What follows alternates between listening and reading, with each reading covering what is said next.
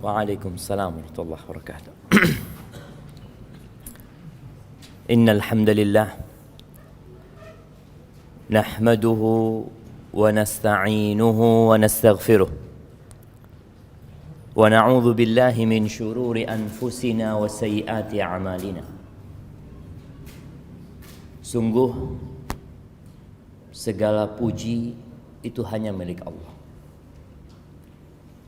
Kita senantiasa memuja dan memujinya. Meminta pertolongan juga hanya kepada Allah. Memohon ampun atas dosa-dosa, kesalahan-kesalahan yang hampir tidak pernah berhenti kita lakukan. Dan kita juga berlindung kepada Allah dari kejahatan jiwa kita yang senantiasa membisikkan perkara-perkara yang buruk. Dan kita juga berlindung kepada Allah dari keburukan amal kita. Jadi kemarin hari Rebu itu dikenal dengan Rebu apa? Rebu Wekasan. Diyakini bahwa Rebu itu tempat turunnya bala. Sebenarnya yang menyebabkan bala turun itu adalah dosa. Jadi kita berlindung kepada Allah dari kejahatan jiwa kita dan keburukan amal kita. Berkaitan dengan Rebu Wekasan, Rasulullah SAW mengatakan la safar. Enggak ada keyakinan sial dengan bulan Safar itu enggak benar. Semua bulan adalah bulan kebaikan, hanya saja sebagian bulan itu lebih baik dari bulan yang lainnya. Man yahdillah fala mudhillalah. Barang siapa yang diberi petunjuk oleh Allah, maka tiada satupun yang dapat menyesatkan. Kita ini perlu bersyukur sama Allah bisa hadir di masjid ini. Berapa banyak saudara-saudara kita yang sudah kita ajak, yang sudah kita seru, kita dakwain, kita doakan, tapi sampai hari ini dia belum dapat melangkahkan kakinya ke rumah Allah Azza wa Jalla. Semoga Allah memberikan hidayah kepada mereka. Wa may yudlil fala hadiyalah, dan sebaliknya siapa yang disesatkan maka tiada satupun yang dapat berbagi petunjuk dengan dia. Asyhadu an la ilaha illallah wa asyhadu anna Muhammadan abduhu wa rasuluh sallallahu alaihi wa ala alihi wa ashabi ajma'in, amma ba'd. Yang pertama minta maaf atas sporan jemaah, atas jadwal yang berubah-berubah. Jadi kemarin ana vaksin ya. Vaksin yang kedua, vaksin Moderna, nggak dalam bayangan ana. Tadi malam itu panas badan.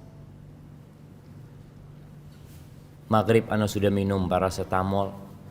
Jam 12:30 malam itu bangun, nggak bisa tidur udah. Badan itu ngeronyo ya. Allahu Akbar. Ana kasih satu lagi subuh agak enakan. Ana mau ana batalkan tapi subhanallah ana telepon Naim enggak diangkat. Coba diangkat tadi ambus tak ada tenggap patokan gitu dah. Tapi tak diangkat, terus Naim yang telepon, akhirnya tak nyaman gitu mau batalkan. Tapi alhamdulillah semoga itu jadi penghapus dosa dan pengangkat derajat kita semua jemaah. Ahibati fillah, kita mau bicara tentang rezeki yang menjadi, kalau minum pakai tangan yang bagus. Nah, rezeki ini menjadi kegalauan buat banyak manusia. Ya, kita semua bekerja dalam rangka mencukupi biaya hidup. Yang belum nikah kepingin segera nikah. Tapi harus endi pese. Mafi fulus. Siapa yang mau zuatkan jemaah? Walaupun di masa pandemi ini sebagai pelajaran nyata bahwa ternyata walimah itu nggak butuh fulus banyak. Sampai sempat ketika pemerintah melarang di awal-awal itu walimah di gedung nggak boleh, akhirnya di rumah hanya 30 orang, masya Allah. Kalau satu orang ngabik saya ketebu 1,5 juta, alhamdulillah 1,5 juta. Enggak, petok seket jemaah. Tok seket di harim sudah jemaah. Masya Allah. Iya, ini sesuatu yang sebenarnya mudah, tapi kita yang merepotkan diri kita. Yang pernikahan itu harus di gedung, yang pernikahan itu harus nyewa kuade, yang biaya riasnya berapa rias patokannya. Bodoh saya sampai 15 juta. Itu masuk kamar langsung dihapus semua bibin. Subhanallah. Tapi alhamdulillah ada banyak pelajaran dan semoga kita menjadi orang-orang yang dapat mengambil pelajaran. Karena ada orang dikasih pelajaran pakun bahi. Nasallallahu as-salamah. Ilmu itu ada yang bermanfaat, ada yang enggak manfaat. Makanya Rasul sallallahu alaihi wasallam berdoa, Allahumma inni a'udzubika min ilmin la yanfa'. Ya Allah, aku berlindung kepadamu dari ilmu yang tidak bermanfaat. Ahibati fillah. Bicara rizki. Dulu ada istilah.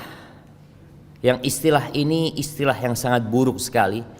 Dan sepertinya salah satu hasil pemikiran iblis. Yang mengatakan cari yang haram aja susah. Nyari saya haram susah aja mah. Yang haram susah, apalagi yang halal. Na'udzubillah min dzalik. Ini satu ungkapan yang menunjukkan keputusasaan dia dan buruk sangkanya dia sama Allah Azza wa Jalla. Maka sebagian orang itu berpikir kalau saya Islamnya Islam beneran repot nyari rezeki Ustaz. Ini tak oleh, itu tak oleh. Tapi kalau kita ya menutup mata satu, insya Allah banyak rezeki. Nah, ini juga pandangan yang keliru. Rasulullah sallallahu alaihi wasallam mengatakan, "Inna ruhal qudus nafatha fi ru'i." Sesungguhnya Ruhul Qudus, yakni Jibril alaihissalam, itu menghembuskan di hatiku, di jiwaku. Apa katanya? Lan tamuta nafsun. Enggak akan mati. Kita enggak bakalan mati. Siapapun tidak akan mati hatta tastakmila rizqaha. Sampai rizkinya itu sempurna. Jadi nggak ada ceritanya orang mati ternyata dia masih punya rizki di dunia, nggak ada. Orang semua yang mati rizkinya sudah habis.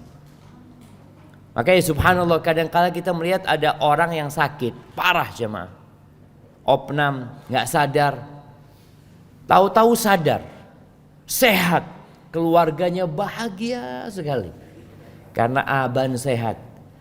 Kayaknya kata dokter insya Allah bisa pulang besok udah kata dia. Itu anaknya datang semua ke rumah sakit tanya Abah kepingin apa Abah? Bu Abah jitron ya KS teh. Iya dah bismillah beri aki. Minum es teh mate. Ada rizki yang belum dia minum. Ada rizki yang belum masuk ke perut dia. Yang mau tidak mau dia harus bangun dulu dari sakitnya untuk menyelesaikan rizkinya. Subhanallah. Karena Allah berjanji nggak akan orang itu mati kecuali rizkinya udah selesai. Wa ajmilu fit talab. Kata Nabi SAW, fattaqullaha wa ajmilu fit talab. Bertakwalah kepada Allah dalam mencari rizki dan carilah rizki dengan cara yang baik.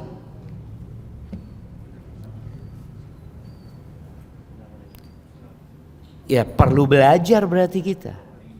Kalau bicara cari rezeki dengan cara yang baik beremajaran Ustaz.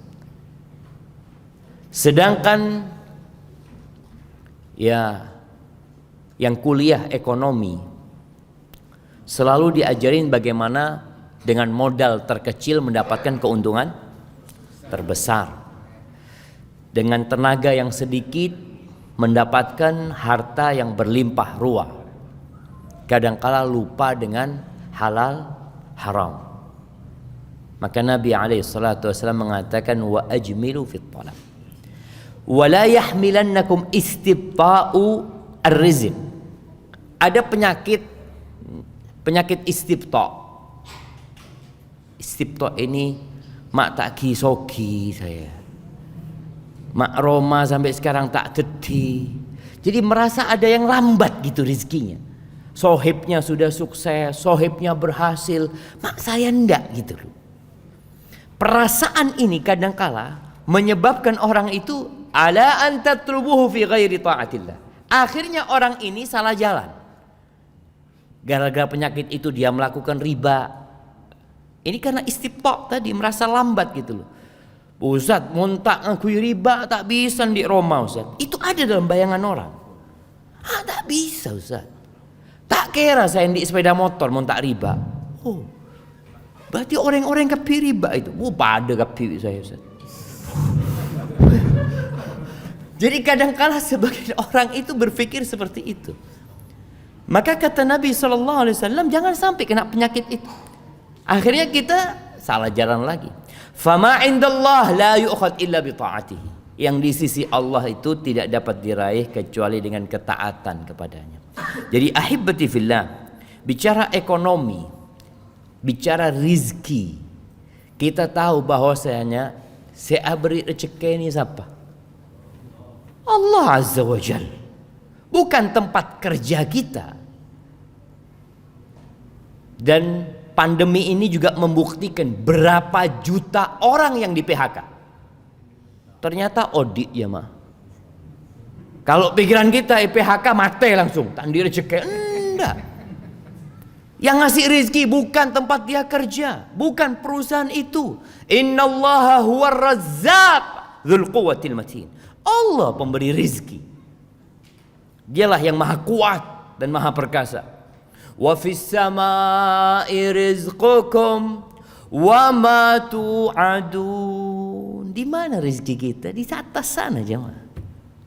Dan apa yang dijanjikan kepada kalian? Ahibati fillah, kita tidak hidup sendirian di muka bumi ini.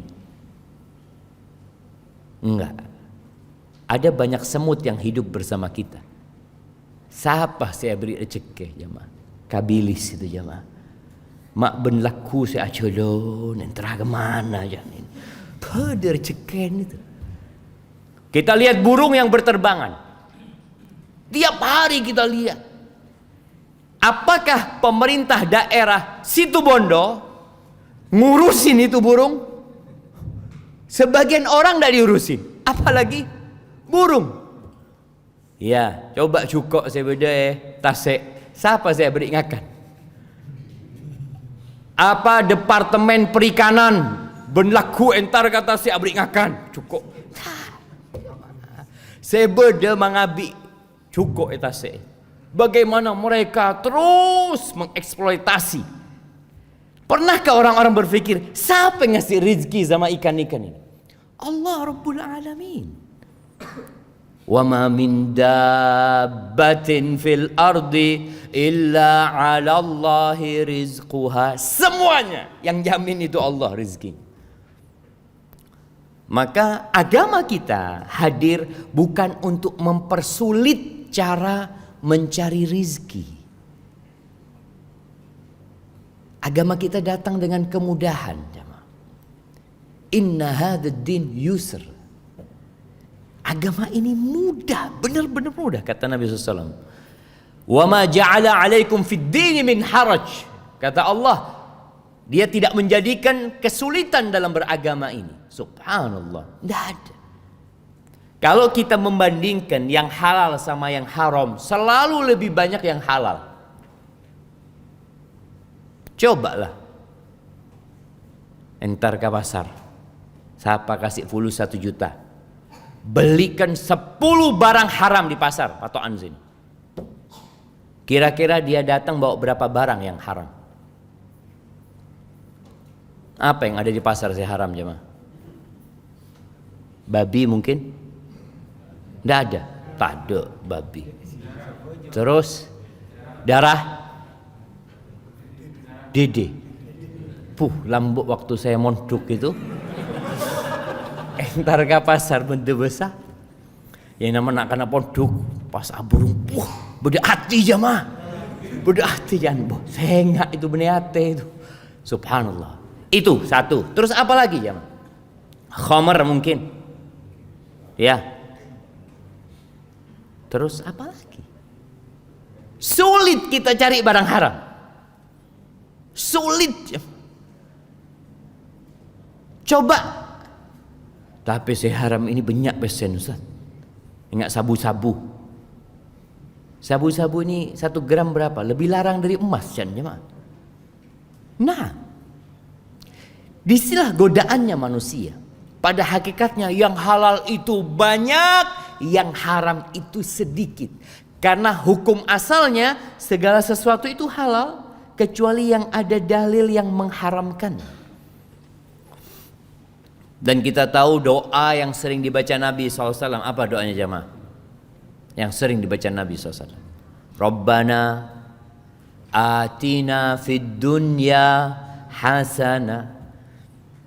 Islam ini bukan hanya berbicara kebahagiaan di akhirat, berbicara surga nanti, bicara kebahagiaan di dunia juga.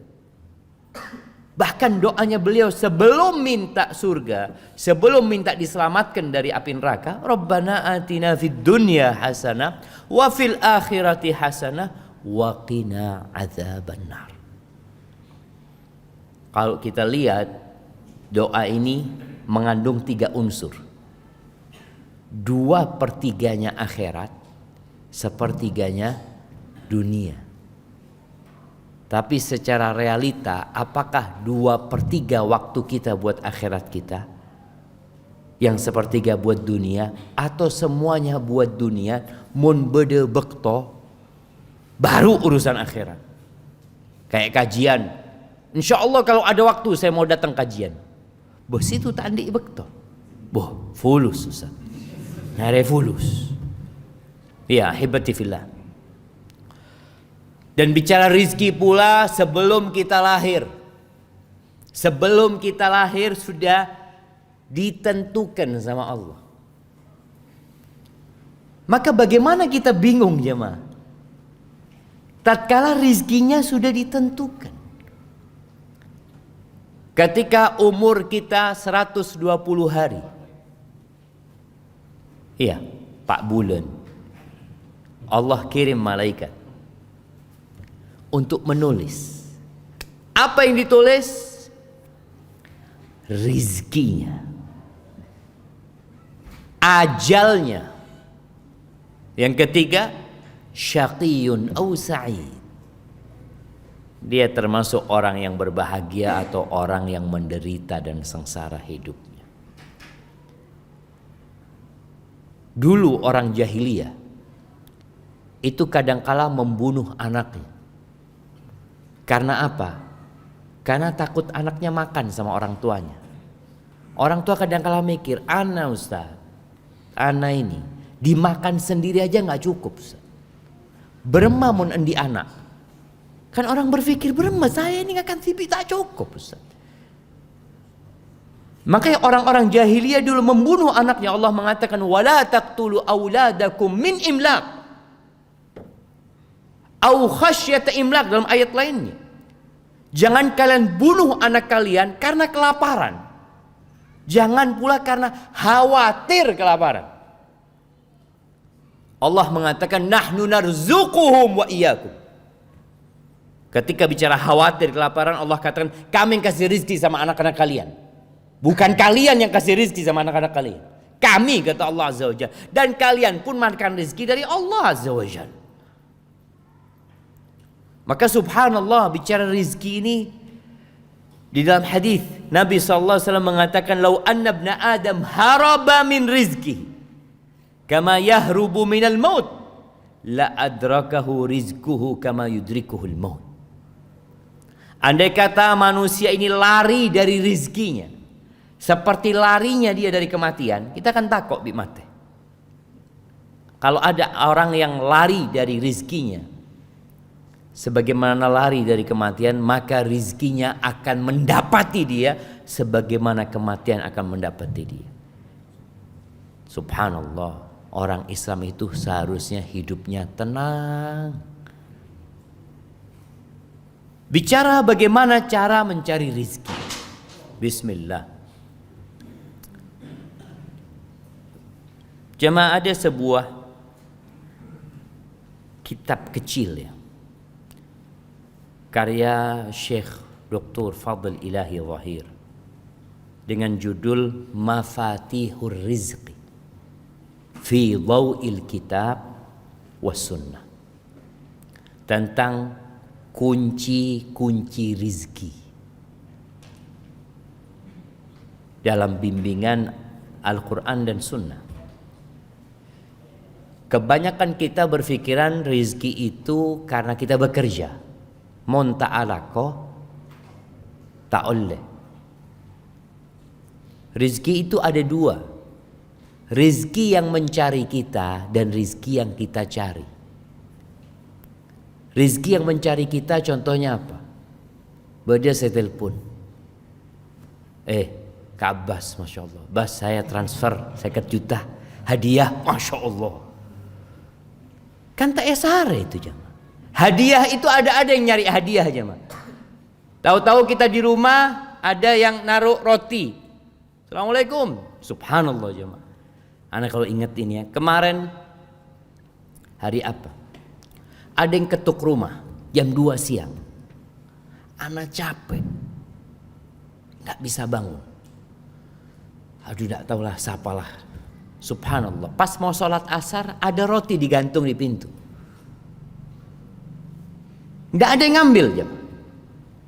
Artinya kalau rizki kita akan sampai. Jadi ada rizki yang mencari kita. Enggak warisan. Dicari apa mencari warisan jam? Mak tak temate abah ini ya. Ada ceretan. Bicara. Tahu-tahu anaknya mati duluan sebelum bapaknya. Banyak kayak gitu kita lihat. Yang dia berharap pembagian rezeki tapi ternyata dia mati duluan. Jadi ada rezeki yang memang kita nggak bisa mencarinya. Dicari sama rezeki itu. Ada rezeki yang diusahakan. Tapi ada beberapa cara mencari rezeki selain usaha. Usaha kita diperintahkan nama Allah Azza wa Jalla. Allah mengatakan huwallazi ja'ala lakumul arda dhalulan famshu fi manakibiha wa kulu min rizqi. Kita diperintahkan untuk berjalan di muka bumi ini, keluar dari rumah, alako, kerja apa aja. Kita diperintahkan sama Allah. Bahkan selesai salat Jumat, apa kata Allah Jalla Jalaluhu? Fa idza qudiyatis shalah fantashiru fil ard wabtaghu min fadlillah wadhkurullaha katsiran la'allakum tuflihun. Kalau selesai Jumatan ngapain? Tetap duduk di masjid, awirit sampai lakuna? Enggak, kata Allah. Silahkan kalian keluar dari masjid. Silahkan. Nganu apa? Wabtaghu min fadli, mencari karunia Allah. Tadi ada rezeki yang harus diusahakan. Alako orang itu. Wadhkurullaha katsiran. Tapi jangan lupa, kalian harus sering ingat sama Allah. Memperbanyak zikrullah agar kalian beruntung. Baik. Di sini disebutkan ada 10 kunci rizki. Atau ana tambahkan 11. Yang pertama, istighfar dan tobat. Yang kedua, bertakwa kepada Allah. Yang ketiga, bertawakal kepada Allah. Yang keempat, konsentrasi ibadah, fokus ibadah buat Allah. Yang kelima, berangkat haji dan umrah. terus berangkat haji dan umrah. Kemudian yang keenam, silaturahim. Yang ketujuh, berinfak, bersedekah. Yang kedelapan, berinfak atau membiayai para penuntut ilmu. Membiayai, memberikan beasiswa kepada para penuntut ilmu agama. Yang kesembilan, berbuat baik kepada orang lain, khususnya orang-orang yang lemah. Yang kesepuluh, beliau menyebutkan hijrah di jalan Allah Jalla Jalaluh. Dan yang ke-11, berdoa, memohon kepada Allah Azza wa Jalla. Baik, entah apakah kita bisa membahas semuanya, kita lihat waktunya. Yang pertama, kalau bicara istighfar dan bertobat, apa artinya istighfar? Memohon ampun, bertobat kepada Allah. Kalau istighfar itu astagfirullah, astagfirullah, astagfirullah. Bertobat itu ada syaratnya. Apa syaratnya tobat? Bukan sekedar ucapan, tapi harus ada penyesalan atas dosa yang dilakukan. Setelah menyesali perbuatan dosa itu, syarat yang kedua, meninggalkan perbuatan dosa itu. Karena ada orang meninggalkan perbuatan dosa bukan karena menyesal, tapi karena pandemi, karena takut bi corona. Iya, na'udzubillah, seperti pelacur-pelacur. Itu di masa pandemi ambu jemaah.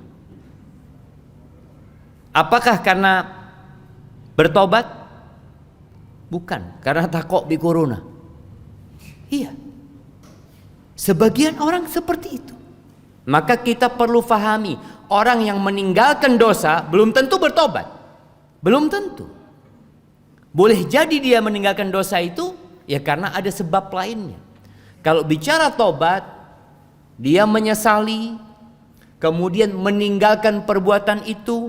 Yang ketiga, bertekad untuk tidak mengulangi. Bertekad untuk tidak mengulangi, bukan tidak mengulangi. Karena ada orang berbuat dosa, ana sudah tobat Ustaz, tapi nanti berapa waktu boleh Ustaz, ana tobat lagi. Kalau tobat yang pertama benar, syarat dan ketentuannya terpenuhi, insya Allah diterima tobatnya sama Allah Azza wa Jalla. Walaupun dia nanti ngulangin lagi. Ada satu syarat tambahan. Kalau yang kita lakukan adalah sebuah kezaliman, dosanya itu kezaliman kepada orang lain, maka kita perlu minta maaf sama orang itu. Minta dihalalkan. Lambuk saya akan kuringan tak majer pas SMA. Kan beda nak kana. Karena merasa undak dua lambuk Ustaz. Itu jahiliyah Ustaz. Bah iya, bertobat itu harus, kalau kita mengambil hak orang lain, maka kita perlu kembalikan hak orang lain itu. Atau kita minta maaf, dihalalkan. Jangan pernah berpikir, sudah anak kan sudah tobat. Syarat tobatnya ada tambahannya. Engkau perlu minta maaf sama orang itu. Dulu anak waktu SMA itu jagoan Ustaz. Ada yang biasanya malakin sohibnya, mari lulus. Terus dia bertobat. Berarti dia punya kesalahan kepada orang-orang yang dia zalimi. Syaratnya dia perlu minta maaf sama orang itu. Ahibati fillah, secara umum sebenarnya istighfar itu mengandung keinginan bertobat kepada Allah Azza wa Jalla. Rasulullah sallallahu alaihi wasallam dalam sehari, kita hari ini berapa kali istighfar? Hari ini coba hitung. Mari sepuh telo kali, astagfirullah, astagfirullah, astagfirullah. Mari Jumatan telo kali. Mari Asar telo kali. Kare Maghrib Isya berarti berapa kali? 15 kali. dan merasa alhamdulillah anak istighfar terus. Rasulullah sallallahu alaihi wasallam mengatakan, "Ayyuhan nas, tubu ila Allah wastaghfiruh, fa inni atubu ila Allah fil yawm akthar min 70 marrah." Wahai umat manusia, kalian bertobatlah, beristighfarlah, minta ampun sama Allah Azza wa Jal. Sesungguhnya aku dalam sehari istighfar dan tobatku itu lebih 70 kali. Itu Nabi kita Muhammad alaihi salatu wassalam. Sampai ceritanya Abdullah bin Abbas atau Abdullah bin Umar, dia mengatakan, "Inni la'uddu lin Nabi sallallahu alaihi wasallam fi majlisin wahid." Aku tuh menghitung satu majlis Nabi duduk, beliau mengatakan, "Rabbighfirli wa tub alayya innaka antat tawwabur rahim." 100 marrah. 100 kali. Jadi kadang-kala Nabi duduk itu kalau nggak ngomong, ngapain beliau? Beliau istighfar 100 kali. Ini sekali duduk alaihi salatu wassalam. Dan bagaimana istighfar menjadi pintu rizki atau kunci pembuka rizki. Allah Jalla Jalaluh berfirman di surat Nuh. Jadi Nabi Nuh ketika berdakwah ada yang namanya targhib wa tarhib. Bagaimana memotivasi orang itu untuk kembali kepada Allah dengan memberikan janji-janji yang indah. Dan dengan memberikan peringatan. Di antara yang diucapkan oleh Nabi Nuh, ya Allah jemaah. Berapa tahun Nabi Nuh berdakwah jemaah? 950 tahun. Itu dakwahnya, bukan umurnya. Itu dakwahnya.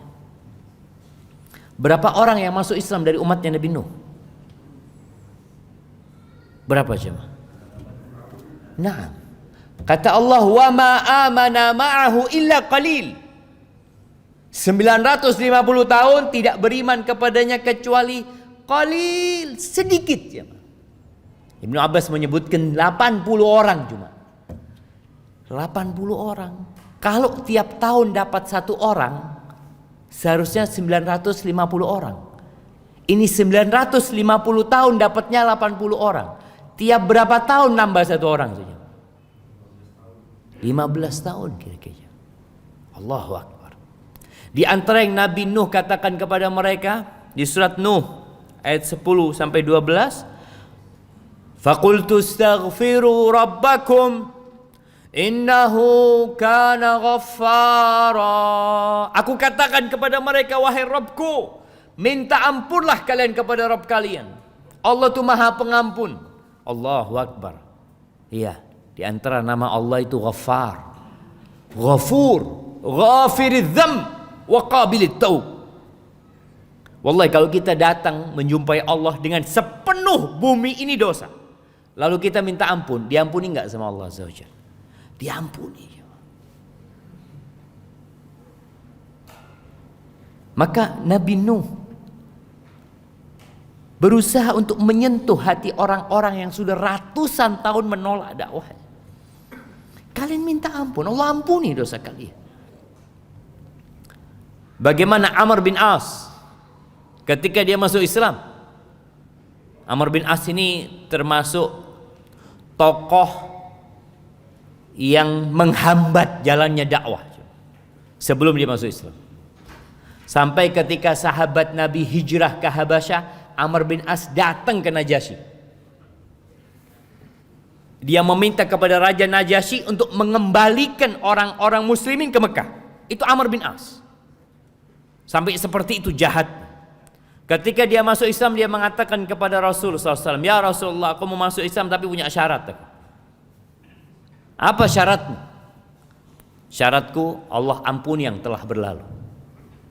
Subhanallah. Takut Amr bin As. Mun saya masuk Islam, dosan saya pak kune catet saya lambok. Ya dia tahu dia punya dosa besar gitu. Maka Nabi SAW mengatakan, "Awa alimta ya Amr, annal Islam yajubbu ma qablah, wa taubata tajubbu ma qablah." Amr, engkau tahu enggak Islam itu menghapuskan yang dulu? Jadi nol ketika engkau masuk Islam. Dan taubat itu menghapuskan yang telah lalu. Kemudian kata Nabi Nuh, yursilis samaa alaikum midrara. Allah akan kirimkan kepada kalian air hujan yang terus-terusan dan bermanfaat buat kalian. Itu kalau kita banyak istighfar, Allah kirimkan air hujan.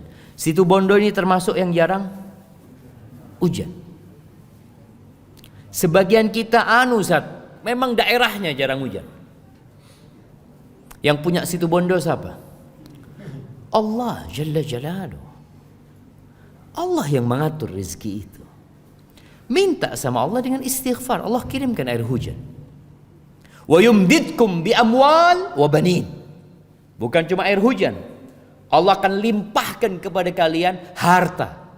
Dengan istighfar, Allah akan tambahin harta kalian dan anak-anak kalian. Wa yaj'al lakum jannatin wa yaj'al lakum anhar. Allah akan buatkan buat kalian taman-taman, kebun-kebun, sungai-sungai. Itu janji Allah Azza wa Jal. Wallah la yukhliful mi'ad. Dan Allah tidak pernah ingkar janji. Ahibati fillah, disebutkan bahwa Umar bin Khattab, ana izin minum dulu jemaah. Bismillah.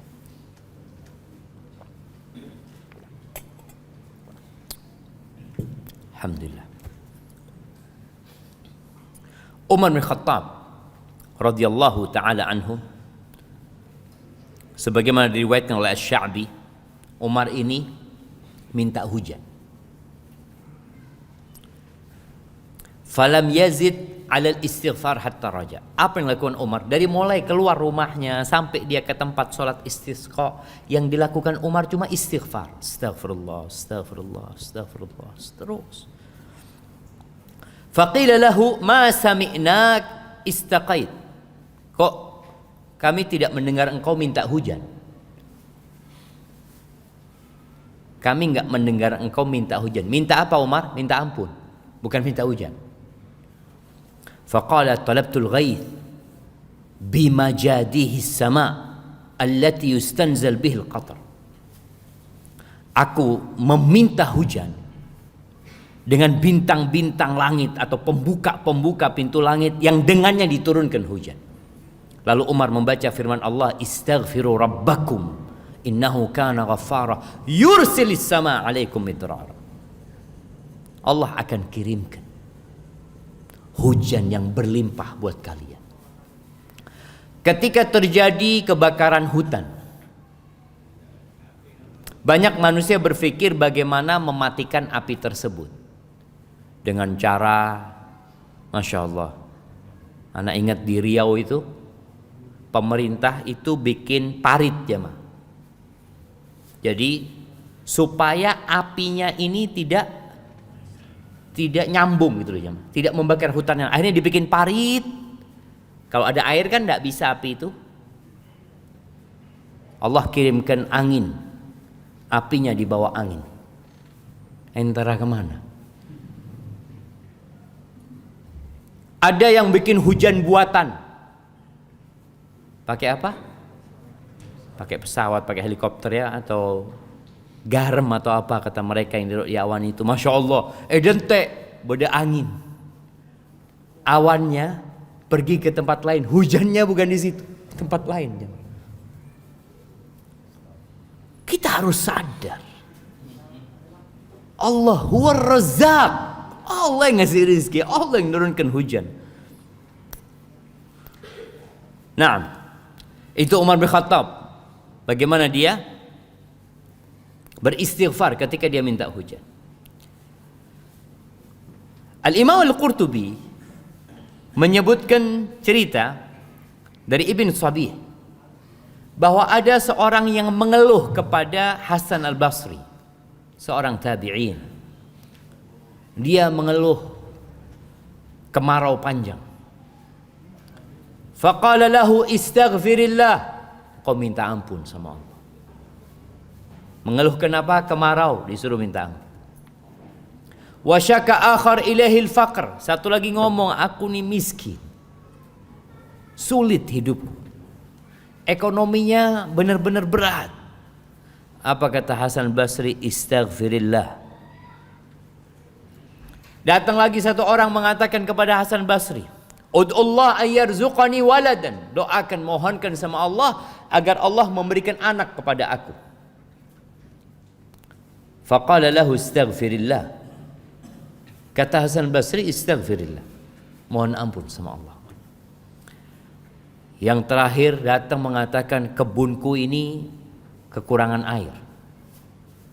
Jadi pohon-pohon udah mulai mati, layu. Istaghfirillah. Engkau minta ampun sama Allah.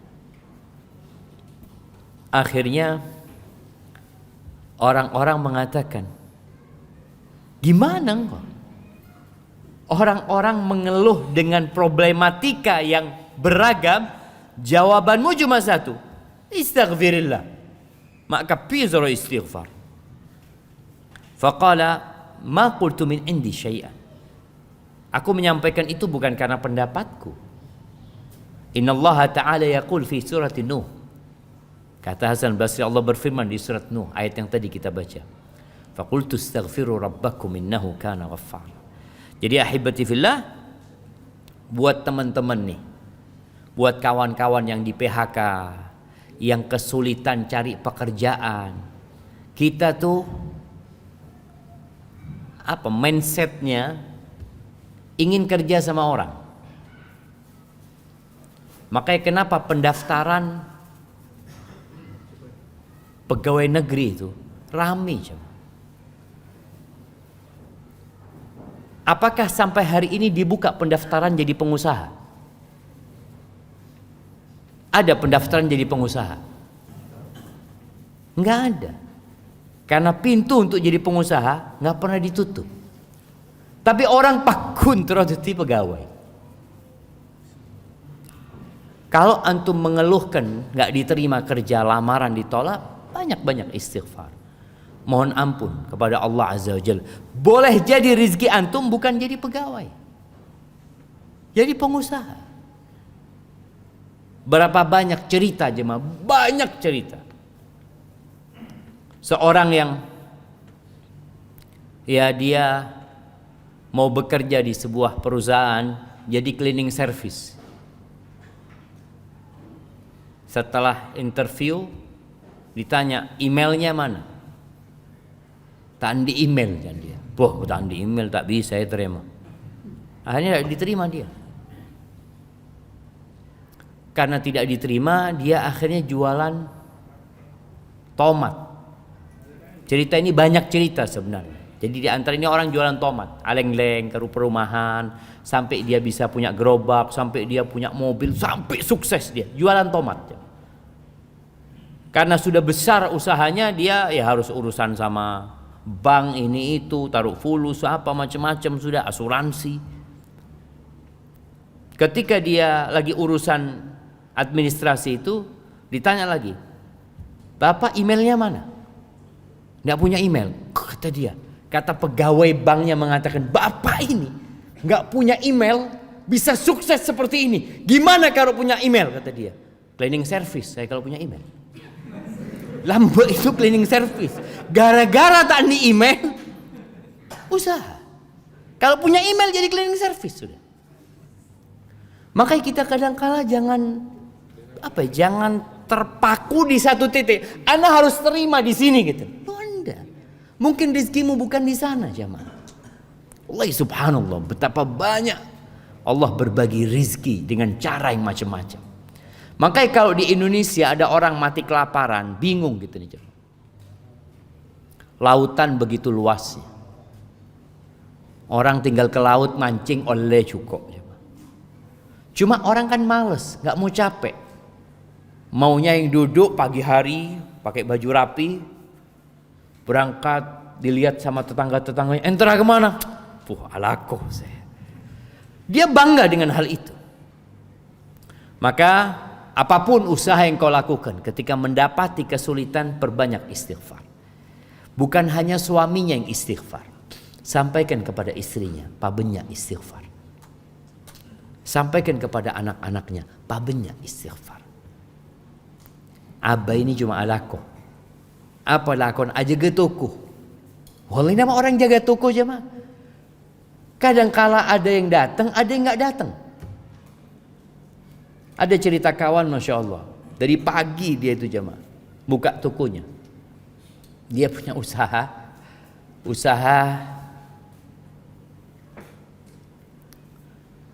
ngepres pelek-pelek yang apa? Yang ketabrak apa gitu ya. Dia cerita sama Ustaz, ana nunggu dari pagi Ustaz. Biasanya jam 5 ana tutup Ustaz. Tidak ada orang datang Ustaz. Jam 5 itu ana mau tutup, datang orang. Bisa ngepres kata dia. Apa ana ngomong, sampean sing tak enteni. Dia nunggu rezeki datang jemaah. Apa yang bisa dilakukan? Pada masa penantian rezeki itu perbanyak istighfar. Bener main game. Ada ente itu ku main game sampai level berempah. Bener cekin saya tambah. Pulsan tak ada. Maka perbanyak istighfar. Ya Ustaz, munta'ala kau beremak. Istighfar sudah.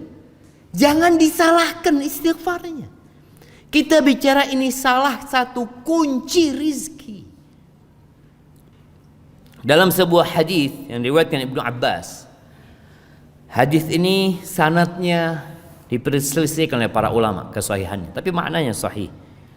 Sebagian mensahihkan hadis ini. Man aktsaral istighfar. Barang siapa yang memperbanyak istighfar, ja'alallahu lahu min kulli hammin faraja. Allah akan jadikan buat dia solusi untuk semua perasaan gundah, akan hilang semua kegundahan dan kegalauan dari hatinya. Wa min kulli dhiqin makhraja, dan dari semua kesulitan akan Allah berikan jalan keluar buat dia. Wa razaqahu min haitsu la yahtasib, dan Allah akan kasih rezeki dari arah yang tidak disangka-sangka. Baik, itu yang pertama. Yang kedua, bertakwa kepada Allah Azza wa Jalla. Wasiat takwa ini insya Allah kita sering mendengarkan. Hampir setiap khatib Jumat itu mewasiatkan untuk bertakwa kepada Allah Azza wa Jalla. Membacakan firman Allah, ya ayyuhalladzina amanu taqullaha haqqa tuqatih. Ya ayyuhan nasu taqu rabbakumul ladzi khalaqakum min nafsin wahidah. Ya ayyuhalladzina amanu taqullaha wa qulu qawlan sadida. Wasiat untuk bertakwa kepada Allah Azza wa Jalla. Dan takwa ini mungkin yang paling ringan definisinya apa? Melaksanakan perintah Allah, menjauhi larangannya. Bagaimana kita akan dapat melaksanakan perintah Allah dan menjauhi larangannya kalau kita nggak pernah belajar? Kebanyakan kita ini Islamnya keturunan. Paan Islam, anaan Islam, alhamdulillah. Orang kadangkala kalau bekerja dia yang penting anak tidak makan hak orang lain. Wah, dentek ada. Ada banyak perintah-perintah Allah yang berkaitan dengan masalah ekonomi. Ada. Sebagian orang ketika dia utang riba, Ustaz, saya dosa itu kan yang ngeribakan itu Ustaz. Saya ini susah Ustaz. Pinjam full 1 juta, majer 1.100.000. Yang dizolimi siapa? Kan saya zolimi Ustaz. Saya zolimi. Ini orang yang pacet naudzubillah lintah darat ini Ustaz. Yang dilaknat itu bukan cuma dia, engkau pun dilaknat gitu. Orang kalau belajar akan tahu. Bagaimana kata Nabi SAW, la'anallahu akila riba wa mukilahu wa katibahu wa syahidai. Allah melaknat orang yang makan riba dan yang memberi makan riba.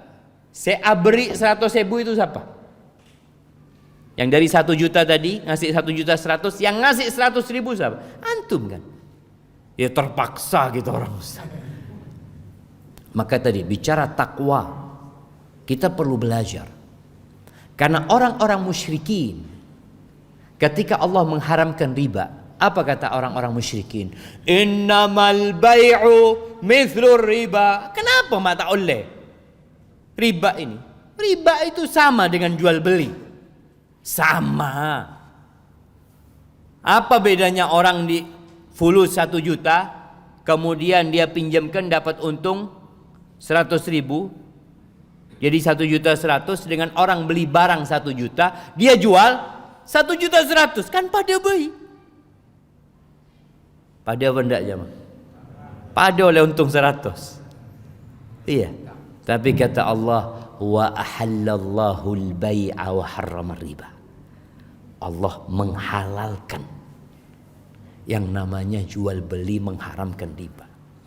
Karena asasnya jual beli itu nyari keuntungan. Asasnya pinjam meminjam itu membantu menolong orang lain. Beda tujuannya. Sebagian orang yang kerja di pemerintahan, yang biasa dapat suap, mun beda orang yang abri PC, dia tanya, ikhlas antum? Ikhlas? Oh, kan ikhlas dia Ustaz. Subhanallah. Bener jamaah. Ada itu pernah. Astagfirullah. Ngurusin KTP. Terus orang itu ngomong, sudah. Tidak perlu ngasih duit. Oh, enggak perlu. Tapi kalau mau ngasih seikhlasnya enggak apa-apa. Mak beda cara seperti ini. Orang beranggapan halal. Kata Nabi SAW, ar-rashi wal murtashi finnar. Orang yang menyuap dan disuap di neraka tempat. Nah, kalau bicara takwa ini, kita perlu belajar lagi. Maka Umar bin Khattab radhiyallahu anhu itu sering ke pasar, ngasih nasihat orang-orang yang di pasar. Tafaqahu, kalian ini para pedagang tolong belajar fikih muamalat. Belajar bagaimana jual beli. Supaya tidak terjebak dalam dosa. Makanya ada orang yang rezekinya nggak berkah, dia tanya, kenapa Pak Ustadz ya? Saya oleh PC banyak, cuma yang anak sakit, yang urusan ini, itu habis uang. Bertakwa kepada Allah Azza wa Jalla dengan menjalankan perintahnya dan menjauhi larangannya. Allah berfirman di surat At-Talaq. Nih surat At-Talaq ini surat perceraian ya. Biasanya kalau orang bercerai itu bingung, apalagi seorang istri. Seorang istri yang selama ini sebagai ibu rumah tangga. Kalau diceraikan, dia itu kan beremah saya nggak kerja Pak Ustaz. Allah berfirman, "Waman yattaqillah yaj'al lahu makhrajan wa yarzuqhu min haitsu la yahtasib." Barang siapa yang bertakwa kepada Allah, Allah akan kasih solusi. Dan Allah akan berikan rizki dari arah yang tidak disangka-sangka. Ana baca berita tadi kalau nggak salah atau kemarin, ada seorang laki-laki yang membakar rumahnya sendiri, stres, depresi karena bercerai atau ditinggal sama istrinya. Haibati fillah, bertakwalah kepada Allah. Allah akan kasih solusi, rizki dari arah yang tidak disangka-sangka. Allahu Akbar ya. Bagaimana kalau kita melihat di masa pandemi ini orang-orang yang kesulitan secara ekonomi, tapi tahu-tahu Allah bukakan pintu rezeki yang lainnya buat dia. Anak punya usaha tutup Ustaz gara-gara PPKM Ustaz. Tapi alhamdulillah Ustaz, beda rezeki itu Ustaz. Masya Allah. Hadzal yaqin bahwasanya yang memberikan rezeki adalah Allah Jalla Jalaluhu. Ahibati fillah, itu bicara skala personal ya. Bicara skala negeri. Kita kalau melihat Indonesia ini ya sedih kalau bicara pertumbuhan ekonomi ya, begitu rendahnya. Kemudian kalau melihat utang-utang yang terus bertambah, terus kita juga kalau melihat negeri kita menjadi tempat orang-orang untuk mengimpor barang di negeri kita, sehingga ada tingkat kesulitan ekonomi secara nasional. Kita lihat apa yang harus dilakukan. Jadi ternyata memperbaiki ekonomi sebuah negeri itu salah satu caranya adalah dengan bertakwa kepada Allah Azza wa Jalla. Jadi mengajak seluruh penduduk negeri ini untuk bertakwa. Allah Azza wa Jalla berfirman di surat Al-A'raf ayat 96. Allah mengatakan walau anna ahlal qura amanu wattaqau, andai kata penduduk negeri itu beriman dan bertakwa. Beriman, melaksanakan perintah Allah, menjauhi larangannya, dapat apa? La fatahna alaihim barakatin minas samai wal ard walakin kadzabu fa akhadnahum bima kanu yaksibun. Kami akan bukakan pintu berkah dari langit dan bumi. Allah yang akan membukakan berkah. Berkah ini sesuatu yang baik dan tumbuh dan terus ya nggak habis. Kalau kita melihat bumi Indonesia subur, hasil bumi juga begitu beragamnya. Tapi kenapa banyak orang Indonesia jadi TKI di negeri orang? Kenapa jamaah? Sampai ada orang Saudi. Orang Saudi itu suka meledek orang Indonesia, nggak semuanya. Maksudnya ketika ada pembantu, ya apa, kamu kok sampai kerja di sini berarti negerimu itu susah macam-macam. Dulu belum ada internet jamaah. Ketika orang Arab ini datang ke Jakarta, berangkat ke puncak, negerimu ini surga, kata dia. Kok bisa kamu kerja di Saudi itu, kata dia. Yang Saudi kepingin di Indonesia, yang Indonesia ke Saudi, kata dia. Surga. Masalahnya berkah itu hilang kadang-kala. Jadi dulu kita waktu SD belajar sebuah peribahasa yang mengatakan tikus mati kelaparan di lumbung padi. Beremah jemaah. Tikus mati kelaparan di lumbung padi. Kalau mati kekenyangan wajar. Ini kelaparan. Maka Allah sudah kasih tahu. Kalau ingin maka bertakwalah kepada Allah Azza wa Jalla. Ahibati fillah, ada sebuah negeri di Yaman sana. Ini saya orang-orang Arab. Siapa yang pernah ke Yaman? Kenapa orang Yaman kok bisa nyampe Indonesia? Padahal Allah mencontohkan negeri Sabah itu sebagai negeri percontohan. Baldatun tayyibatun wa rabbun ghafur. Allahu Akbar. Jadi negeri Sabah itu kanan kirinya kebun. Kayaknya di Indonesia belum ada kayak gitu. Jadi orang di jalannya kanan kirinya semuanya kebun-kebun. Kalau kita mungkin sawah ya, ada sawah. Tapi kalau kebun harus dijagain, munda elang kepi, harus dipagerin. Mereka itu masya Allah makmur sentosa. Kalau mau panen buah, mereka tinggal naruh keranjang jalan penuh yang namanya keranjang buah mereka. Fa'arafu. Tapi mereka tak ngedi-ngaki. Dikasih nasihat, dikasih peringatan, suruh beribadah, suruh bertakwa. Allah kirimkan tikus, ya, perak tikus. Mereka punya bendungan. Tikus itu tuh ngerogotin bendungan hancur. Gara-gara apa? Tidak bertakwa kepada Allah Azza wa Jalla. Maka agar negeri yang indah ini jadi berkah, kita perlu bertakwa kepada Allah Azza wa Jalla. Jadi jangan berpikir yang penting anak sendiri bertakwa lah. Kita harus mengajak orang lain juga bertakwa. Orang beriman itu ya kalau bisa jadi virus kebaikan. Di mana dia berada, dia mempengaruhi yang di sekitarnya. Karena jangan mengatakan terserah Ustaz kan nafsi-nafsi Ustaz. Tuh. Kalau bicara nafsi-nafsi, istrinya Nabi pernah bertanya kepada Nabi SAW, anahliku wa fina salihun. Apakah kita akan binasa, akan turun azab yang menghancurkan, padahal di tengah-tengah kita banyak orang soleh? Qala na'am, iya.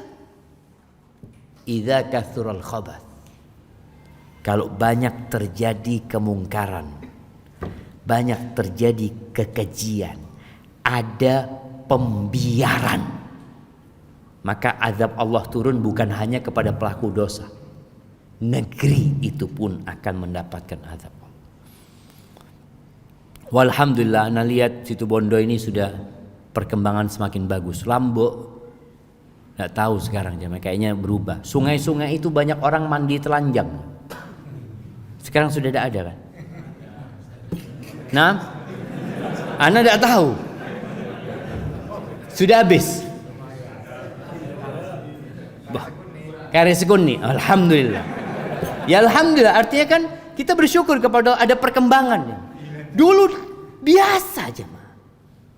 Padahal ustaz tak beda, kiain beda, santrena banyak. Kok ada pembiaran seperti itu? Oh, masalah khilafiyah, apaan saya khilaf? Orang mandi abengkang itu khilaf aja mana? Tak ada khilaf masalah. Subhanallah jemaah, astagfirullah.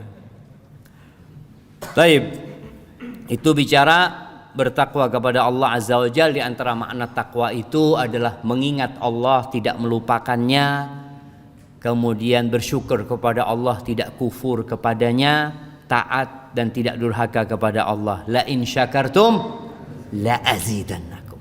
Kalau kalian bersyukur pasti aku tambah. Sebagian orang mengatakan, ya Ustaz, ana ini pakun Ustaz. Bersyukur sudah alhamdulillah, sholat duha, sholat malam, pusok pertama gitu orang Ustaz. Tapi pakun receken 2 juta Ustaz sebulan. Tambahannya di mana? Disinilah ada tambahan yang tidak terlihat jemaah. Tambahan berkah. Antum rizkinya seakan-akan tetap 2 juta, tapi antum tidak sakit-sakitan. Di sini seharusnya kalau antum dikasih sakit-sakitan 2 juta karena 1,5 juta. Obus, bisa obus 2 juta itu. Iya jemaah. Artinya kita tetap yakin ada tambahan Allah Azza wa Jalla di rezeki itu. Masya Allah. Ada orang ya minum susu benih beres, murus. Ada orang seperti itu. Baik. Kunci rezeki yang ketiga bertawakal kepada Allah Azza wa Jalla. Masya Allah. Bismillah.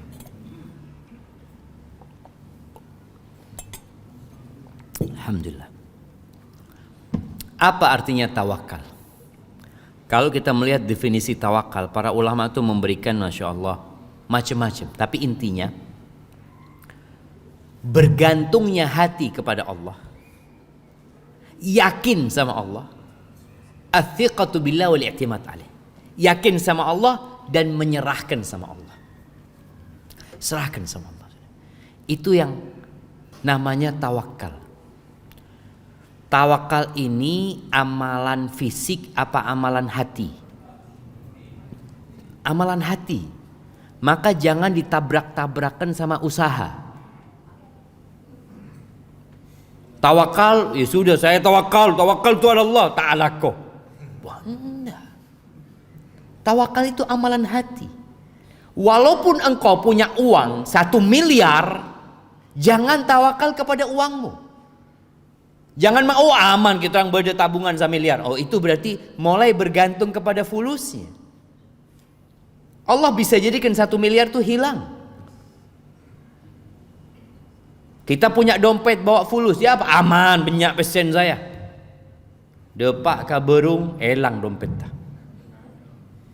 Mungkin terjadi. Tapi serahkan sama Allah. Ini kita pakai masker. Beda saya tak maskeran, beda saya ngakui masker. Saya ngakui masker itu saat lemah tawakalnya. Tawakal itu amalan hati, bukan amalan fisik. Fisik tetap kita prokes ya, kita berusaha untuk jaga jarak. Tapi kita lihat ya, Nabi SAW pernah mengatakan la adwa. La adwa, nggak ada penyakit menular. Jangan sahabat beremah ini. Ya Rasulullah, tapi itu ceretan onta-onta saya sakit.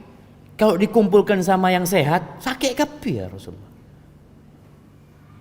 Berarti kan ada penyakit menular.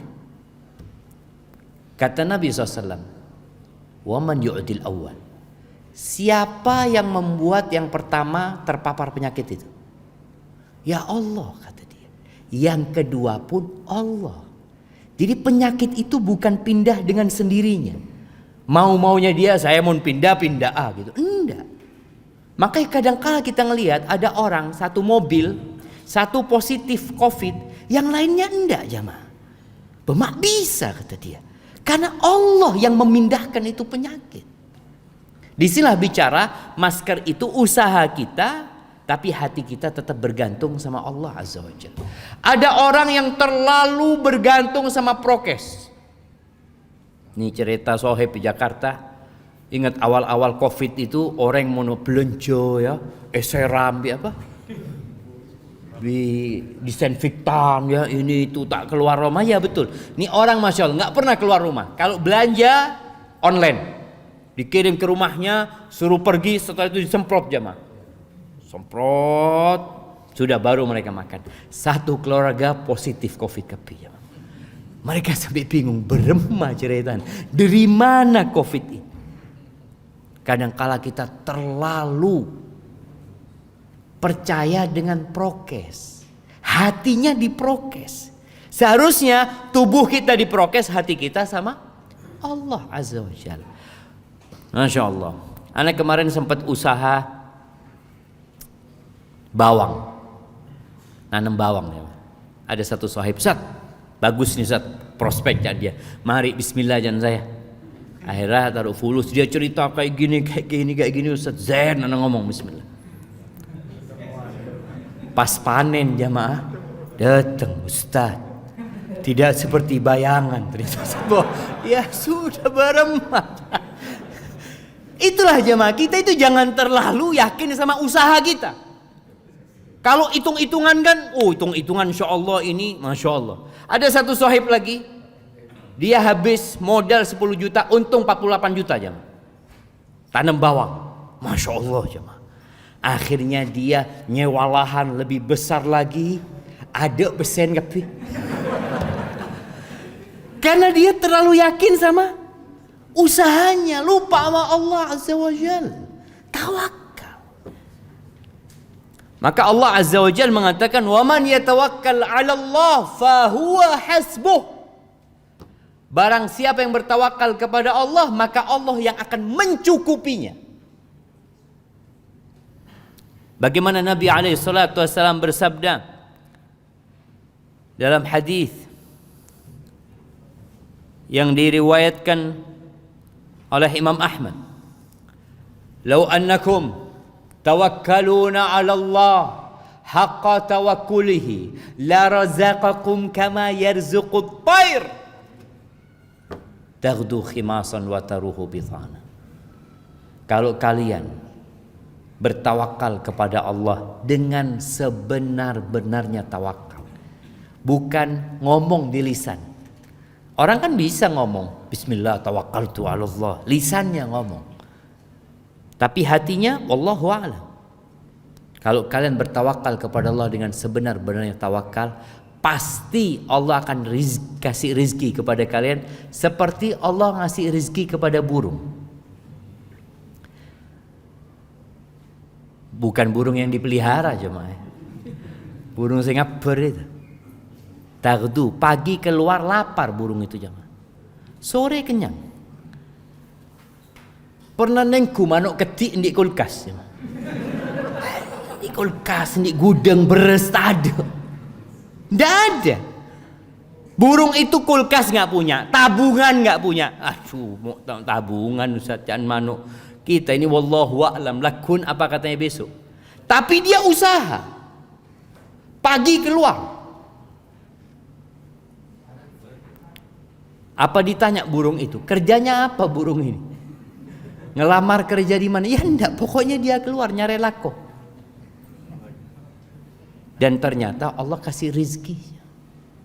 Apakah kita sudah tawakal seperti itu? Bukan berarti kita nggak boleh menabung, boleh menabung.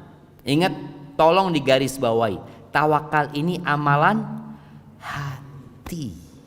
Usaha menabung ya. Kemudian kita mungkin punya celengan masa depan. Nggak ada masalah, fadl. Rasulullah sallallahu alaihi wasallam itu ketika perang Uhud, beliau pakai baju besi 2. Ini ana contohkan kepada teman-teman yang bicara vaksin. Sebagian nggak mau vaksin, nggak apa-apa, nggak mau vaksin. Tapi vaksin ini seperti baju besi. Nabi SAW pakai baju besi. Apakah Nabi nggak tawakal? Tawakal beliau. Hatinya tawakal. Apakah kalau pakai baju besi nggak terluka? Nabi terluka SAW. Perang Uhud itu sampai patah gigi Nabi SAW. Sampai berdarah. Gelang-gelang baju besi itu masuk ke pipi Nabi alaihi salatu wassalam. Tapi itu sebagai bentuk perlindungan kita. Sisanya serahkan sama Allah azza wa jalla. Ketika Nabi hijrah, kenapa Nabi tidak hijrah langsung keluar dari Mekah di siang hari? Nabi sembunyi di Gua Thur 3 hari 3 malam. Apakah beliau nggak tawakal? Beliau tawakal. Tapi itu salah satu bentuk usaha. Allah ingin mengajarkan kepada umat manusia agar mereka terus berusaha. Allah boleh dan bisa memindah Nabi alaihi salatu wasallam dari Mekah ke Madinah naik buraq. Bisa. Tapi tidak. Ini untuk menunjukkan tetap kita usaha dan hati kita berserah diri kepada Allah Jalla Jalaluh. Baik, ahibati fillah. Kemudian yang keempat, tafarruq, fokus ibadah. Mengkosongkan diri untuk beribadah kepada Allah Azza wa Jalla. Apakah maksudnya kita toju masjid malolo?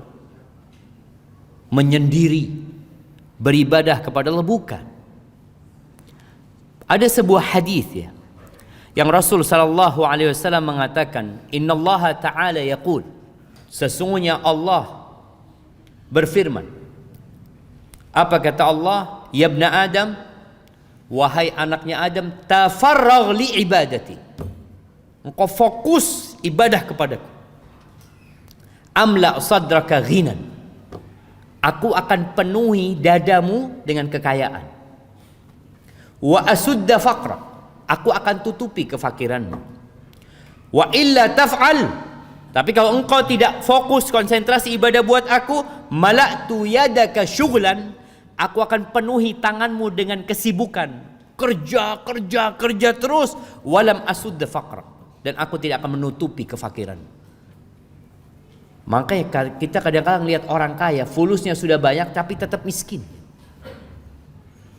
Nggak punya waktu untuk duduk kajian. Bingung kadang-kala kita.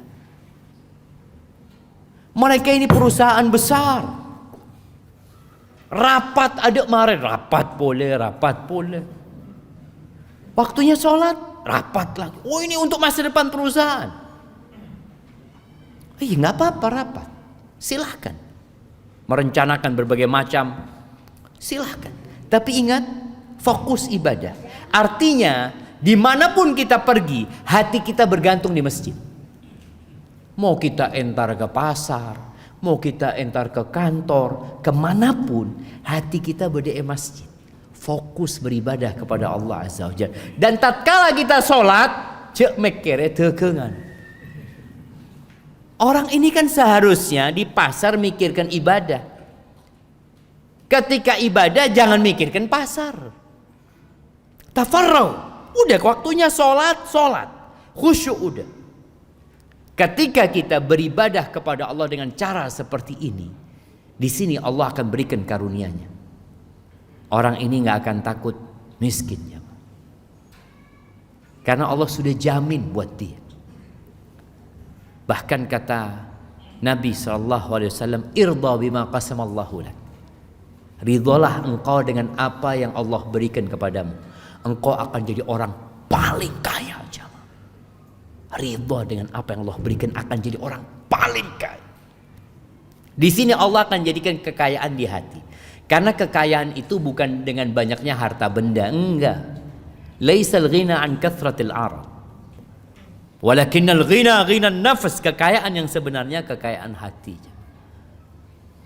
Mak sudah berdasarkan tondu, berdasarkan tedung ya mak. Bukan Ustaz. Kan katanya fokus, konsentrasi. Ini salah satu bentuk bagaimana menyerap ilmu supaya langsung ke hati ya mak. Baik, ahibatibillah. Kemudian ya 10 menit lagi kita masuk ke sesi tanya jawab insyaallah. Haji dan umrah. Mengikuti mare haji berangkat umrah. Kan ada orang mengatakan kalau belum haji jangan umrah gitu loh. Umrah, tafadhol. Tapi niat berangkat haji. Karena berangkat haji ini nggak kayak berangkat umrah. Daftar sekarang di situ Bondo ini daftar sekarang berangkat kapan jemaah? Berapa tahun? 32. Mun umrah Pak Polo jemaah. 72 baru berangkat jemaah. Subhanallah. Ya itu yang ONH biasa kan. Kalau yang plus mungkin 5 tahun, 6 tahun atau 7 tahun. Yang punya fulus bisa berangkat tahun ini langsung. Kalau nggak ada corona jemaah. Ya kalau nggak salah ada yang disebut haji furoda itu. Berapa bayarnya? 300 juta. Masya Allah jemaah. 300 juta Ustaz, mau kebe modal kan bisa. Nih hadisnya. Nabi alaihi salatu wassalam mengatakan dalam sebuah hadis, tabi'u bainal haji wal umrah. Ini hadis diriwayatkan oleh Imam Ahmad dan Tirmidzi. Ikutin haji dengan umrah. Bukan haji selesai, saya sudah mariachi sudah. Nggak mau berangkat lagi loh. Berangkat umrah. Setelah umrah berangkat haji. Fa innahuma yanfiyanil faqra wadh-dhunuba kama yanfil kir khabathal hadid. Sesungguhnya dua amalan ini, haji dan umrah, itu dapat menghapuskan, dapat menghilangkan kefakiran dan dosa. Jadi dosanya dihapuskan dengan haji dan umrah, kefakirannya dihapuskan. Sebagaimana alatnya pandai besi, al-kir itu, di sini mungkin pakai anu jemaah, pakai apa? Pakai bambu ya. Pandai besi itu kalau mau niup apinya kan, kayak pompanya dari seperti kir ini pompa, seperti itu kira-kira.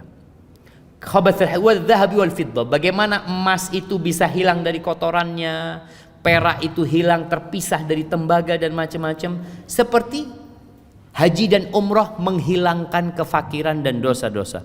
Walaysa lil hajjatil mabrura thawabun illa jannah. Enggak ada balasan yang pantas buat orang yang haji mabrur kecuali surga Allah Azza wa Jalla. Jadi orang kalau berangkat haji jangan takut miskin. Jangan perhitungan sama Allah. Gimana perhitungan Bu? Haji ini Ustaz. Itu. Kalau daftar sekarang berapa daftar yang reguler itu jamaah? 30 juta. 25 dapat kuota itu. Baik, 25. Kan orang kadang kala berpikir Ustaz 25 juta ini mengendap selama 30 tahun Ustaz. Kan orang mikir kayak gitu. 32 tahun Ustaz. Iya. Tapi engkau berdagang sama siapa? Sama Allah Azza wa Jalla. Allah yang ngundang. Ketika Nabi Ibrahim menyelesaikan bangunan Ka'bah, Allah mengatakan kepada Nabi Ibrahim, wa'adzin fin nasi bil hajj. Umumkan kepada orang-orang supaya berangkat haji.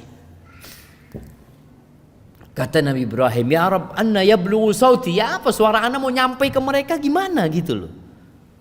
Innama 'alaikan nida' wa layyal bala. Engkau tugasmu panggil.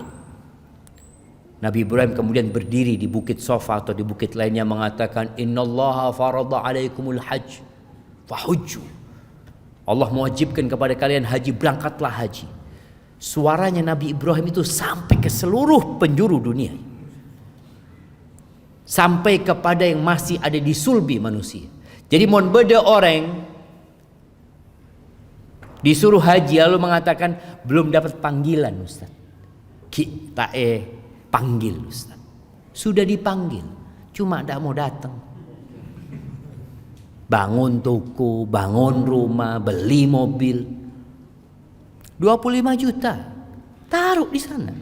Sebagai bukti kalau Anda mau berangkat haji ya. Nanti punya rezeki banyak, berangkat pakai ONH yang plus. Niatkan. Dan jangan takut berkurang fulusnya. Subhanallah. Anda masih ingat dengan cerita tatkala jadi reporter di Saudi.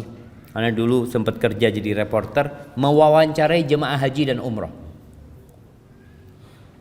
Salah satunya jemaah haji dari mana? Dari Kediri apa Madiun ya, Anda lupa ya. Anda ketemu sama orang tua. Tua. Kayaknya ya, orang-orang biasa, bukan orang kaya. Anda tanya, "Bapak udah berapa kali berangkat haji?" Kata dia 3 kali. Masya Allah. Semuanya plus. Iya, semuanya ONH plus. Loh kok bisa, gimana ceritanya Bapak ini tertarik untuk berangkat lagi? Iya Pak Ustadz, waktu saya pertama kali berangkat haji, saya ngomong sama istri, nanti kita kalau punya rezeki gak usah haji lagi dah, kita bangun masjid aja, kata dia. Oh iya, kata istrinya, gak apa-apa. Akhirnya pulang dari haji itu Allah kasih rezeki sama kita Ustadz.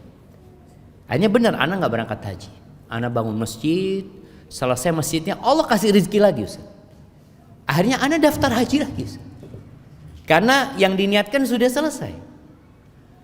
Haji setelah haji yang kedua, Anda ngomong sama istri, nanti kalau kita pulang haji, udah gak usah daftar haji lagi. Kalau punya rezeki kita ngaspal jalan di kampung aja, biar orang-orang itu enak aja. Bismillah, kata dia. Pulang Ustadz, kita dapat rezeki, kita aspal jalan di kampung. Allah kasih rezeki lagi, kita berangkat yang ketiga. Kita ini berdagang sama Rabbul Alamin. Rabbul Alamin, pemilik langit dan bumi ini jemaah. Ya sama hamba, innama amruhu idza arada syai'an an yaqula lahu kun fayakun. Baik, barakallahu fik, mungkin itu yang dapat Anda sampaikan. Kita masih sisa berapa jemaah? Sisa 5 lagi. Insyaallah mudah-mudahan kalau ada waktu Anda datang lagi ke Situ Bondo. Kita masuk ke sesi tanya jawab. Anda persilahkan kepada moderator.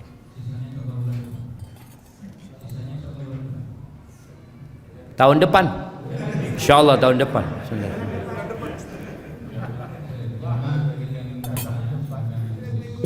Tunggu, mic-nya itu kok nggak jelas? Jelas ya mas suaranya? Hah? Enggak jelas. Hah? Enggak jelas suaranya, enggak.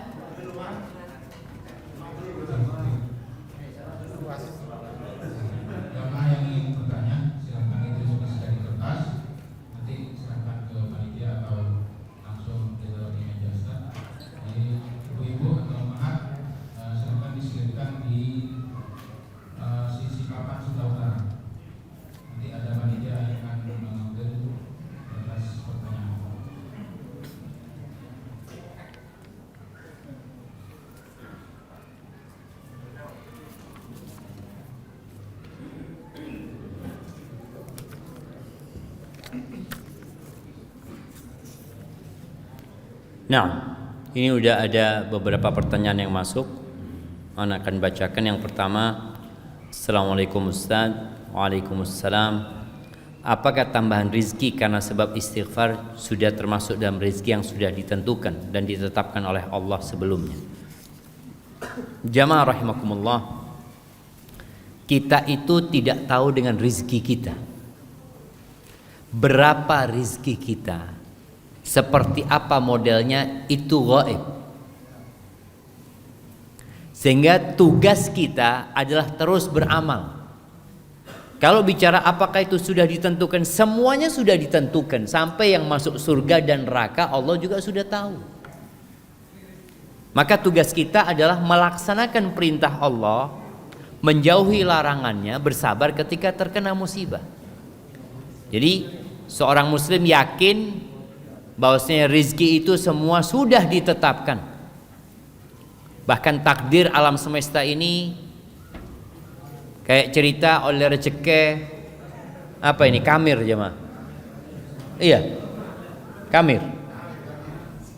Ini kan ini rizki yang Yang dicari apa yang mencari jamaah? Yang mencari.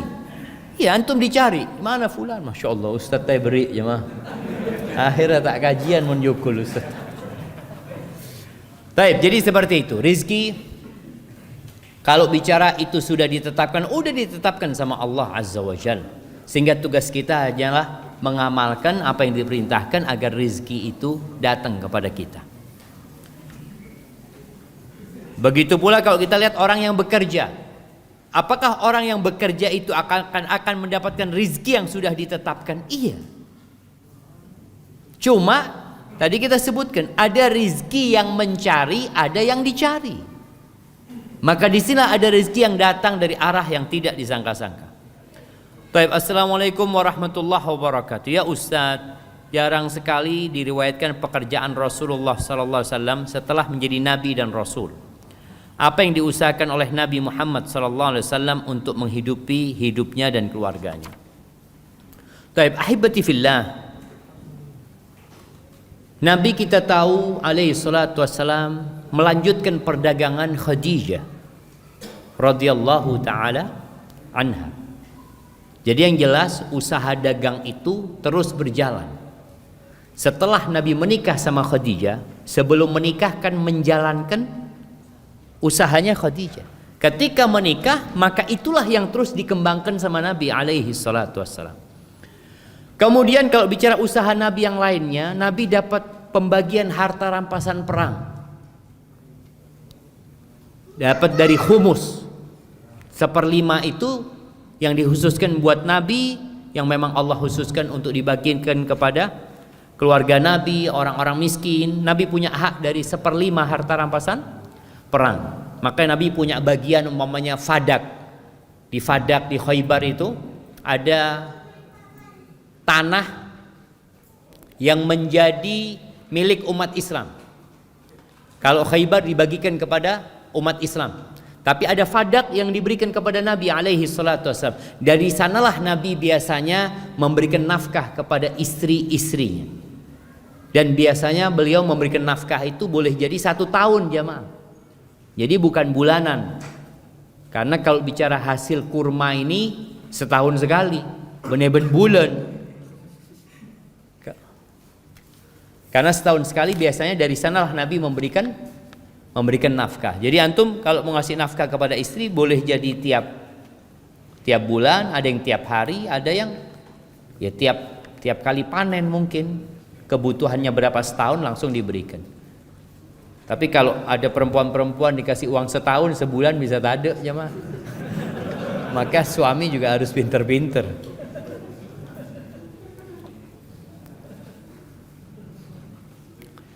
Ada yang berkata, anak termasuk rezeki.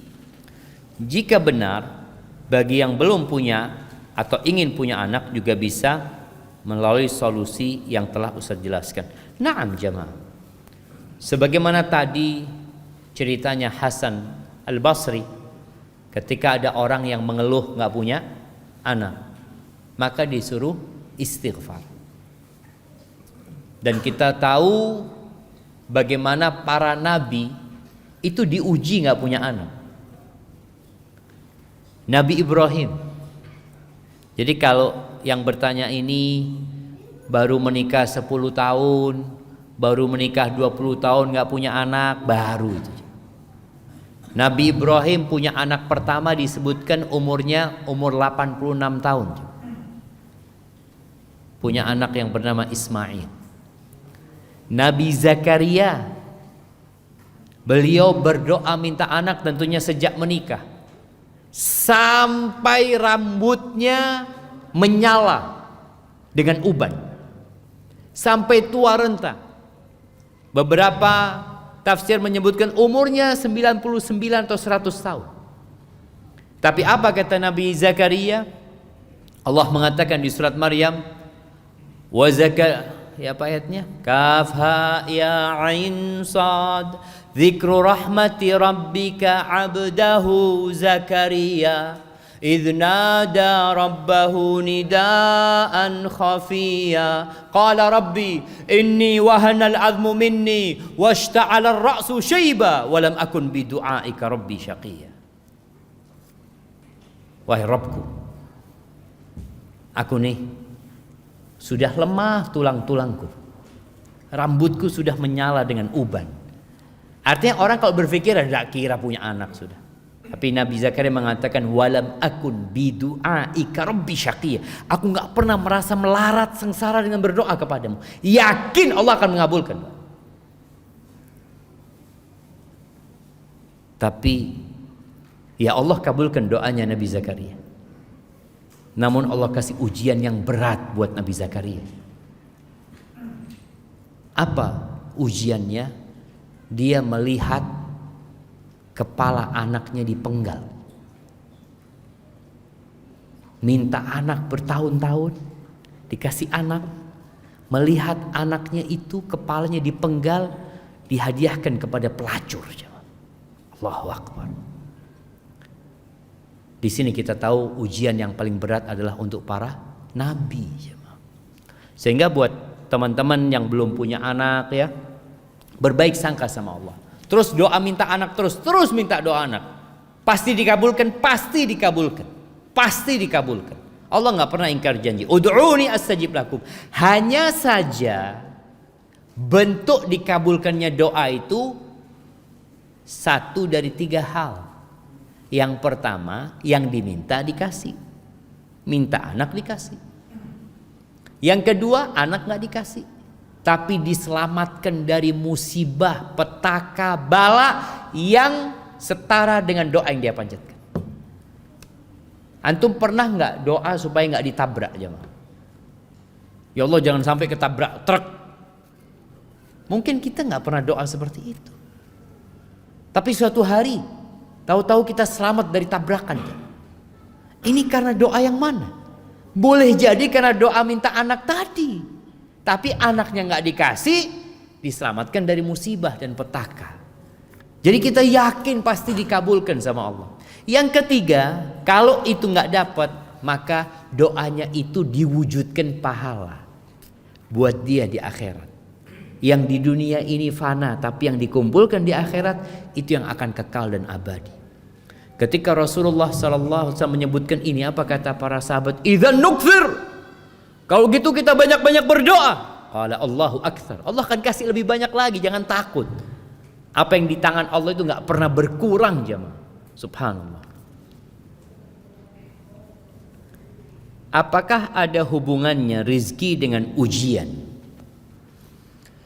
Iya, sangat erat sekali hubungannya. Karena hidup ini adalah ujian. Manusia itu tidak pernah keluar dari ruang ujian. Yang ada pindah ruangan. Jadi ujiannya terus. Pernah diuji kemiskinan, terus dikasih kaya, berarti diuji dengan kekayaan. Orang yang sakit diuji dengan sakit, yang sembuh diuji dengan kesembuhan. Karena Allah Jalla Jalaluhu mengatakan wa nabluukum bisyarri wal khairi fitnah wa ilaina turja'un. Dan kami memberikan kepada kalian ujian. Bentuknya apa? Kebaikan atau keburukan. Itu ujian yang sebenar-benarnya. Cuma kebanyakan orang kalau dapat rezeki nggak ngomong diuji. Mon sake kita diuji sedang Ustaz. Padahal sebenarnya dapat rezeki pun diuji. Hasilnya ya kita lihat.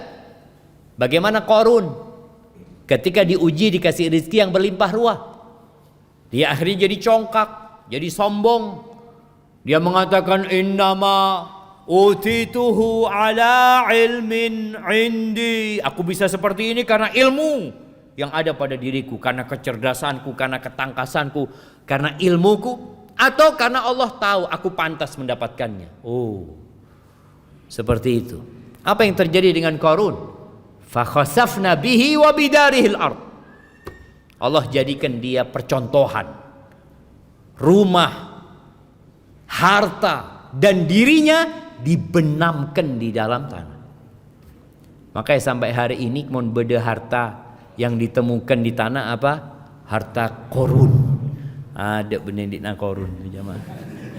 Tapi karena korun jadi percontohan tadi, hilang korun itu jemaah. Tapi bagaimana Nabi Daud, Nabi Sulaiman putranya Nabi Daud alaihissalam. Perbedaan antara ujian yang Allah berikan kepada Qarun dengan rezeki yang berlimpah ruah, tapi bagaimana sikapnya Qarun, dan bagaimana Nabi Sulaiman. Ketika Nabi Sulaiman melihat singgasana Ratu Balqis itu ada di depan dia, jemaah. Dari Sabak sana sampai ke Urshalim, sampai ke Baitul Maqdis, dalam waktu yang sangat singkat sekali. Kata Nabi Sulaiman, "Hadza min fadli Rabbi liyabluwani aashkuru am akfur." Ini karunia dari Allah untuk mengujiku. Menyampaikan, ini ujian gitu. Jadi orang itu harus sadar bahwasanya rizki yang dilimpahkan itu adalah ujian. Apakah aku termasuk yang bersyukur atau aku kufur? Orang-orang yang gak beriman, dia itu kalau dapat rizki, kalau dapat jabatan, ditinggikan kedudukannya. Seperti Allah sebutkan di surat Al-Fajr. Apa yang akan dia katakan? Fa'ammal insanu idza mabtalahu rabbuhu fa'akramahu wa na'amahu fayaqul rabbi akraman. Ini manusia kalau diluaskan rizkinya, dimuliakan, dikasih jabatan, kedudukan, dia mengatakan Tuhanku memuliakan aku. Wa idza ibtalahu faqadara alaihi wa amma idza fa ammal insanu idza mabtalahu rabbuhu fa akramahu wa na'amahu fa yaqulu rabbi akraman wa amma idza ibtalahu fa qadara alaihi rizqahu fa yaqulu rabbi ahana. Kalau disempitkan rezekinya, apa kata dia? Tuhanku menghinakan aku. Enggak. Kalla. Enggak seperti itu jemaah. Jadi kita harus tahu bahwasanya harta dunia itu bukan standar cinta Allah kepada hambanya. Bukan. Jangan pernah berpikir kalau orang itu jadi bupati, orang itu jadi gubernur, jadi presiden, atau dia memiliki jabatan dan kekayaan, oh berarti Allah cinta sama dia, Allah memuliakan dia. La, kalla. Enggak. Dunia ini bukan standar. Bahkan Nabi SAW mengatakan innallaha yu'tid dunya man yuhibbu wa man la yuhib.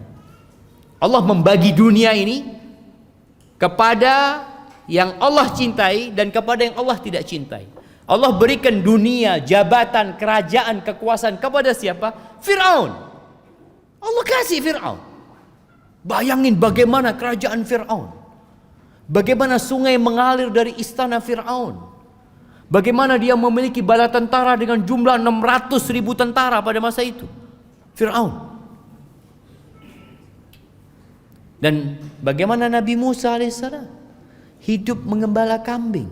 10 tahun Nabi Musa mengembala kambing. Subhanallah.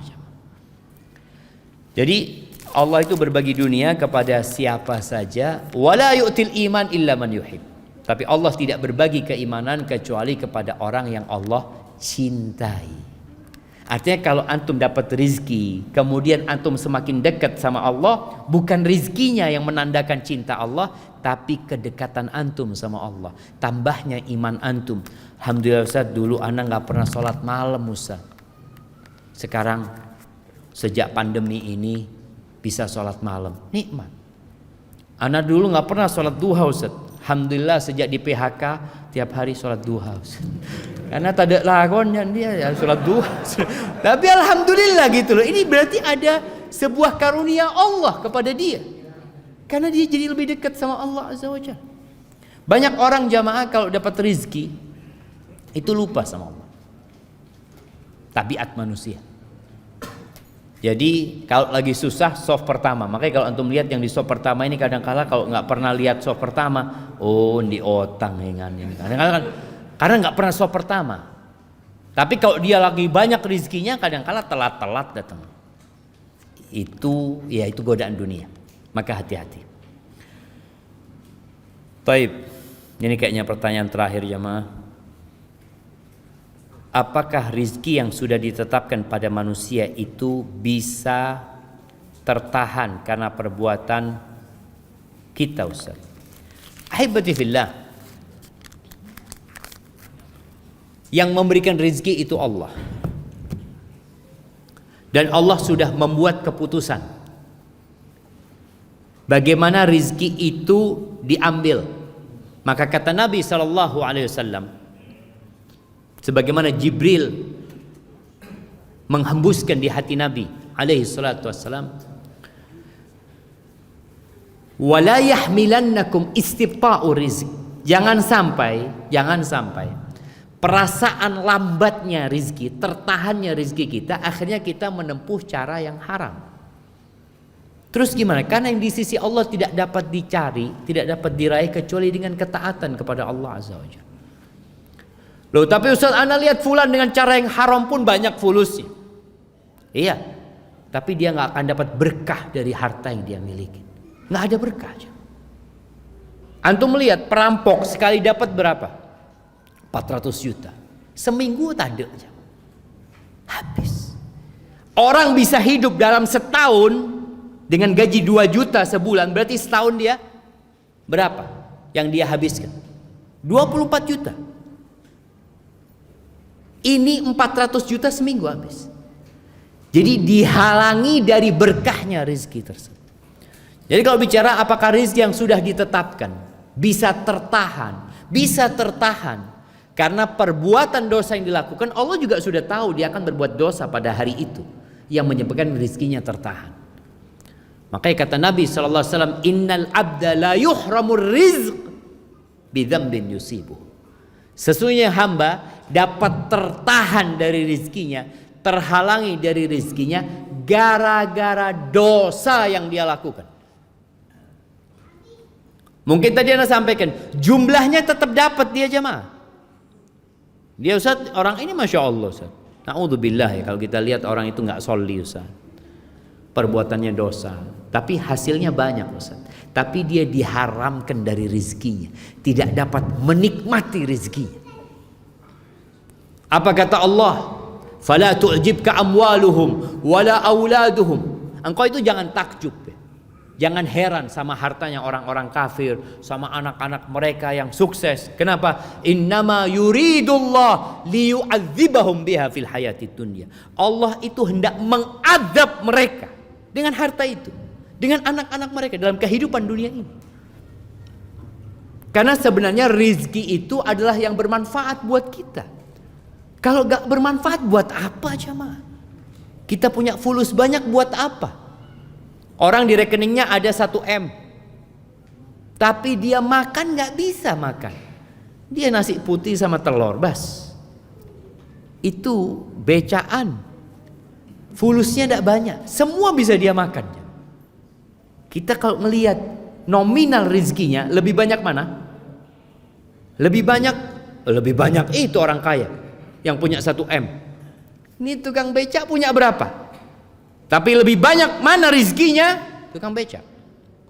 Ketika dia dapat makan, memanfaatkan apa yang Allah ciptakan untuk kehidupan dia. Jadi rezeki itu yang bermanfaat buat kita. Maka jangan takjub dengan ya orang-orang yang kaya raya, yang anaknya sukses, tapi mereka tidak bertakwa kepada Allah. Itu akan jadi azab buat mereka. Jadi kalau bicara apakah bisa tertahan rizki yang sudah ditetapkan? Nah, bisa tertahan gara-gara dosa. Dan dosa itu pun Allah sudah tahu kapan akan dilakukan manusia. Haibati fillah, ada sebuah doa yang dinisbatkan kepada Nabi Dawud alaihissalam dan juga dinisbatkan kepada Nabi kita Muhammad alaihissalam. Beliau berlindung dari 5 hal. Mungkin kita semua pernah mendengarnya, tapi anak ingatkan ini sudah di akhir Jumat. Mungkin antum bisa gunakan untuk membaca doa ini. Allahumma inni a'udzubika min jarisu. Ya Allah, aku berlindung kepadamu dari tetangga yang buruk. Dari tetangga yang buruk. Tiap hari kita kumpul sama dia, kita berlindung kepada Allah. Yang kedua, wa min zaujin tushayyibuni qabla al-masyib. Dan aku berlindung kepadamu ya Allah dari pasangan hidup yang membuatku beruban sebelum waktunya. Ada orang yang lihat ubannya belum waktunya sudah keluar semua, gara-gara istrinya kadang-kala. Iya, tuntutan ini itu macam-macam. Nabi berlindung. Yang ketiga, wa min waladin yakunu alayya rabban. Aku berlindung dari anak yang jadi penguasa atas orang tuanya. Jadi anak nyuruh-nyuruh bapaknya. Ada kan yang seperti itu. Jadi anak ini diperintahkan sama bapaknya ini disuruh-suruh sama anaknya, ibunya disuruh-suruh sama anaknya. Jangan sampai punya anak seperti itu. Yang keempat, wa min malin yakunu alayya adaban.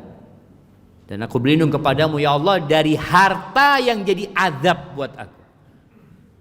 Bagaimana jadi azab tadi? Kita kepikiran sama fulus ini, padahal kita nggak menikmatinya. Cuma jadi beban buat kita, nggak bisa tidur ini.